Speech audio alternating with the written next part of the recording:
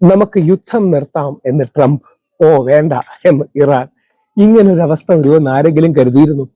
അതായത് ട്രംപ് 3-4 തവണ അമേരിക്ക വിജയിച്ചു, ആദ്യ മണിക്കൂറിൽ തന്നെ വിജയിച്ചു. ഇറാന്റെ നാവികസേന ഇല്ലാതായി, എയർഫോഴ്സ് ഇല്ലാതായി, ഇറാന്റെ മിസൈൽ ഇല്ല, തിരിച്ചടിച്ചു, ഇറാനിൽ ഇനി ബാക്കി ഒന്നുമില്ല എന്നൊക്കെ പറഞ്ഞുകൊണ്ടിരുന്ന വ്യക്തിയായിരുന്നു. അതിനുശേഷം ഹോർമൂസ് കടലിടുക്ക് തുറക്കാൻ നാറ്റോ രാജ്യങ്ങളുടെ സഹായം അഭ്യർത്ഥിച്ചു, ചൈനയുടെ സഹായം അഭ്യർത്ഥിച്ചു. അങ്ങനെ ഓടി നടന്ന് പലരോടും നോക്കി. എല്ലാവരും ട്രംപിനെ തള്ളിപ്പറഞ്ഞു.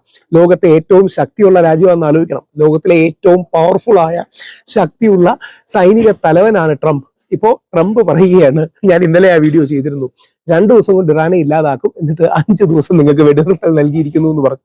ഇപ്പോ പാകിസ്ഥാനെ മധ്യസ്ഥനാക്കിക്കൊണ്ട് എങ്ങനെങ്കിലും യുദ്ധം അവസാനിപ്പിക്കാനായി അമേരിക്ക ഇനീഷ്യേറ്റീവ് എടുക്കുകയാണ്.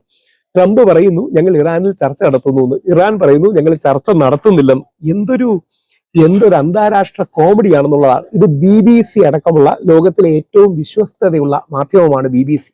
ആ BBC എഴുതിയിരിക്കുന്നു, ട്രംപിന്റെ 15 പോയിന്റ് പ്ലാൻ ടെഹ്റാന് കൊടുത്തു, അതായത് ഇറാന് കൊടുത്തു. ഇറാൻ പറയുന്നു US is negotiating with itself. US സ്വയം നെഗോഷിയേറ്റ് ചെയ്തുകൊണ്ടിരിക്കുകയാണ്, ഞങ്ങൾ ഇത് കേൾക്കുന്നില്ല. കാരണം ഇറാൻ അത്രമാത്രം എന്താ പറയണേ, നാശനഷ്ടങ്ങൾ ഉണ്ടായി. 10,000-1500 ആൾക്കാർ മരിച്ചു എന്ന് പറയപ്പെടുന്നു. 160ഓളം സ്കൂൾ പെൺകുട്ടികൾ മരിച്ചു, ഖമേനി മരിച്ചു, അദ്ദേഹത്തിന്റെ കുടുംബാംഗങ്ങൾ, മക്കൾ മരിച്ചു.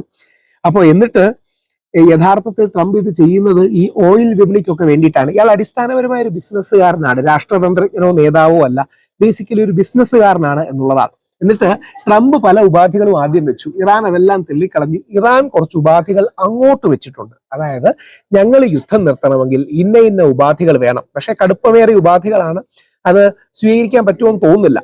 ഇത് റിപ്പബ്ലിക് അടക്കമുള്ള ചാനലുകൾ വളരെ പ്രാധാന്യത്തോടെ കൊടുക്കുന്നുണ്ട്. എന്തുകൊണ്ടാണ് റിപ്പബ്ലിക്കിനെ വീണ്ടും ചേർത്ത് പറയുന്നു എന്ന് പറഞ്ഞാൽ, റിപ്പബ്ലിക് ഏറ്റവും പ്രധാനപ്പെട്ട വലതുപക്ഷ മാധ്യമമാണ്, വലതുപക്ഷക്കാര് പോലും കൊടുക്കുന്നുണ്ട് എന്നാണ് പറയുന്നത്. അതിൽ ഇറാന്റെ പുതിയ നേതാവിന്റെ ചിത്രങ്ങളൊക്കെ വെച്ച് വളരെ കാര്യമായിട്ട് വന്ന് അവർ കൊടുക്കുന്നുണ്ട്. ഇനി ഇറാന്റെ കണ്ടീഷൻസ് എന്തൊക്കെയാണ്?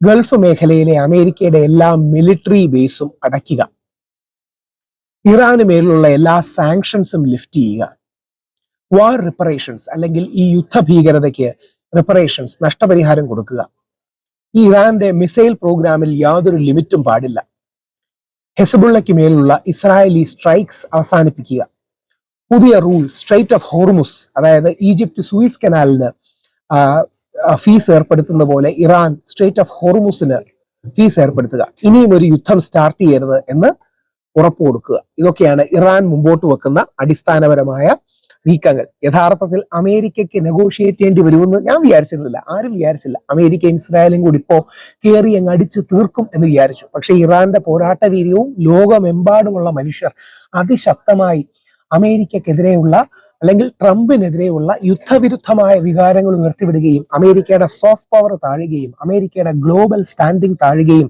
ഒക്കെ ചെയ്തത് കൊണ്ട് കൂടിയാണ് ഈ റിസൾട്ട് ഉണ്ടായത്. ഇറാന്റെ പോരാട്ട വീര്യം തീർച്ചയായിട്ടും അതിശക്തമായ രീതിയിൽ വന്നു. അതോടൊപ്പം ലോകമെമ്പാടും നമ്മുടെ മധ്യപൂർവ്വ ഏഷ്യയിലെ, വെസ്റ്റ് ഏഷ്യയിലെ രാജ്യങ്ങൾക്കടക്കം ഇത് യഥാർത്ഥത്തിൽ അമേരിക്കയുടെ തെറ്റാന്ന് മനസ്സിലായി.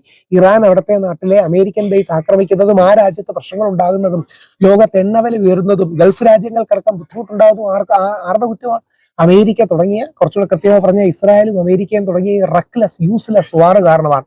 ഇപ്പൊ ആലോചിച്ച് നോക്കുക, 10-25 ദിവസമായി ഒരു ദിവസം $1 ബില്യൺ വെച്ച് എത്ര ലക്ഷം കോടി രൂപയാണ് ചെലവായത്, ഒരു കാര്യവുമില്ലാതെ, ഒരു ആവശ്യവുമില്ലാതെ. എന്നിട്ട് ഇപ്പം ട്രംപ് പറയാനേ, ട്രംപിന്റെ പ്രസ്ഥാനങ്ങളൊന്നും സീരിയസ് ആയിട്ട് എടുക്കേണ്ട ആവശ്യമില്ല എന്ന് പറഞ്ഞാൽ പോലെ ട്രംപ് പറയാണ് റെജീം ചേഞ്ച് ആയല്ലോ, അതായത് മുമ്പ് ഇരുന്നതിന് പകരം വേറെ ആൾക്കാർ വന്നല്ലോ. അതിനല്ല റെജീം ചേഞ്ച് എന്ന് പറയുന്നത്. റെജീം ചേഞ്ച് എന്ന് പറയുന്നത് അവിടെ നിലനിൽക്കുന്ന ഭരണ സംവിധാനം മാറേണ്ടിയിട്ടാണ്, അല്ലെങ്കിൽ മാറുന്നതിനെ കുറിച്ചാണ്. ഇത്തരം യാതൊരു ബോധ്യങ്ങളും ഇല്ലാതെ, സ്ഥിരമായ പോളിസിയോ സ്ഥിരബുദ്ധിയുള്ള പോളിസിയോ ഇല്ലാതെ അമേരിക്കയെ പോലൊരു വലിയ രാജ്യം അത് ചെയ്യരുത്. അമേരിക്കക്കാർ ഇതെല്ലാം CNN അടക്കം അമേരിക്കൻ മാധ്യമങ്ങളും ഗവൺമെന്റിനെതിരെ, അവരുടെ തെറ്റായ നിലപാടുകൾക്കെതിരെ അതിശക്തമായ നിലപാടെടുത്തിട്ടുണ്ട്. ഇപ്പോ 1000-ഓളം US പാരാട്രൂപ്പേഴ്സ് മിഡിൽ ഈസ്റ്റിലേക്ക് എത്തുമെന്ന് പറയപ്പെടുന്നു. അങ്ങനെയാണെങ്കിൽ അമേരിക്കയിൽ അത് മറ്റൊരു റെഡ് ലൈൻ ക്രോസ് ചെയ്യുന്നതായിരിക്കും. അമേരിക്കയിലെ തന്നെ വിവരമുള്ള റിപ്പബ്ലിക്കൻ പാർട്ടിയിലെയും ഡെമോക്രാറ്റ് പാർട്ടിയിലെ ആൾക്കാർ ഇതിനെ എതിർക്കുന്നുണ്ട്. ലോകം മുഴുവൻ സമാധാനവാദികൾ ഇതിനെ എതിർക്കുന്നുണ്ട്. അതുകൊണ്ട് ട്രംപ് ഇപ്പം പറയുന്നത് നമുക്ക് യുദ്ധം നിർത്താന്നാണ്, ഇറാൻ പറയുന്നത് വേണ്ടാന്നാണ്. എങ്ങനെ വരുമെന്ന് കാത്തിരുന്ന് കാണാം.